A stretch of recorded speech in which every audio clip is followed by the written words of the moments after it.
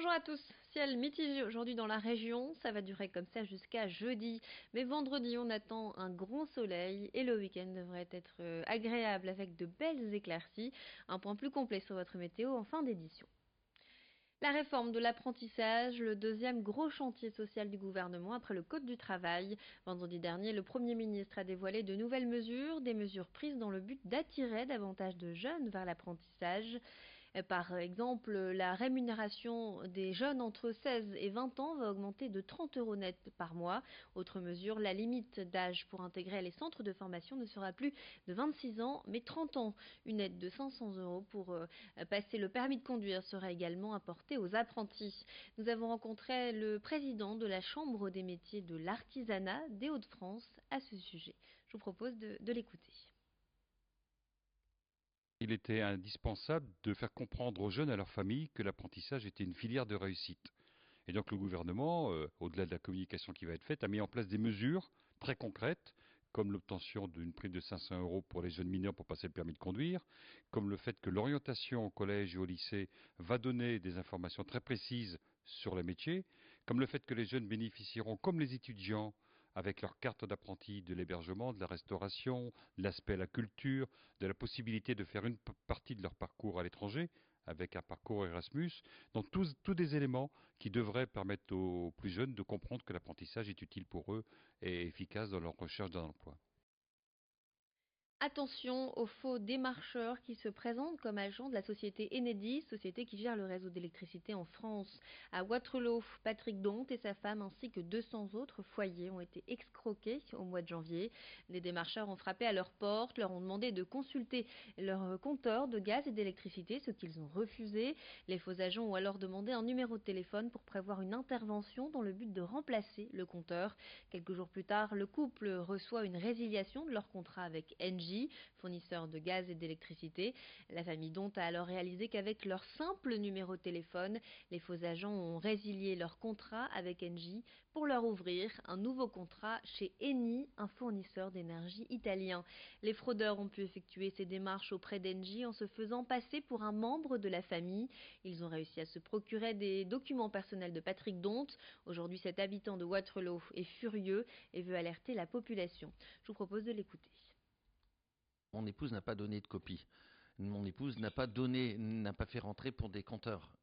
Juste un simple numéro de téléphone pour pouvoir effectivement prendre un rendez-vous de remplacement.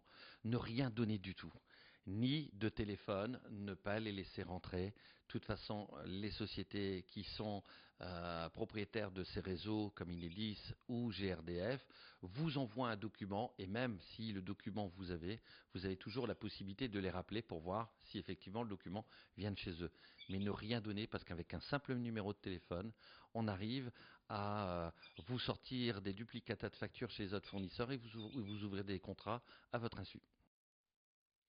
Danny Boone a été nommé hier citoyen d'honneur de la ville de Tournai. L'acteur et réalisateur a étudié l'art graphique à l'Institut Saint-Luc situé à Tournai. Hier, la médaille de citoyen d'honneur lui a donc été remise par le bourgmestre de la ville. Danny Boone a ensuite présenté son nouveau film La Petite Famille qui sortira le 28 février en France. Et il y avait du monde hier pour accueillir la star dans cette salle de cinéma de Tournai. L'acteur a même revu des anciens camarades de classe. Je vous propose d'écouter tout de suite le bourgmestre de Tournai au micro de Brio Gorchi. Je pense que quand on voit Danny Boone, on a envie de rigoler. Et donc faire un discours officiel un peu cucul-à-praline aurait peut-être été malvenu aujourd'hui.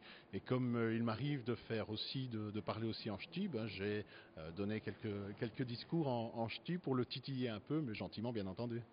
Effectivement, on a appris qu'il allait partir à Uccle. On se demande, mais qu'est-ce que va aller foutre là-bas, monsieur? Le deuxième baraque, Stichy à Tournai. Et donc on espère qu'il va revenir. Si vous prenez le métro, vous avez peut-être ressenti une odeur de fleurs d'oranger. Transpol teste depuis avril la diffusion de parfums dans les stations de métro de la métropole. Cette idée a pour but d'améliorer le confort des usagers. Effectivement, les stations sont pour la plupart souterraines, donc elles sont exposées à un manque d'aération et un faible renouvellement de l'air. Pour le moment, les diffuseurs ont été installés dans 3 stations, Saint-Maurice-Pelvoisin, Mairie-de-Croix et Porte de Valenciennes. D'après une étude menée par Transpol au sein de la station Saint-Maurice-Pelvoisin, 74% des usagers jugeraient les odeurs agréables. Les parfums varient en fonction des stations. À la station Mairie-de-Croix et Porte de Valenciennes, les usagers peuvent sentir des notes de poire, de pamplemousse et de cyclamène. À la station Saint-Maurice-Pelvoisin, ce sont des notes de fleurs d'oranger, de thé blanc, de bergamote et de musc. Explication avec la chargée de projet chez Keolis. Nous sommes motivés par l'envie de satisfaire toujours plus nos clients et de les conforter dans le choix qu'ils le font d'emprunter les transports en commun.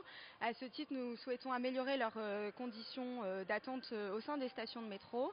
Et nous menons pour ce faire une expérimentation de diffusion dans le parfum, dans la station de métro Saint-Maurice-Pelvoisin depuis le 6 avril 2017.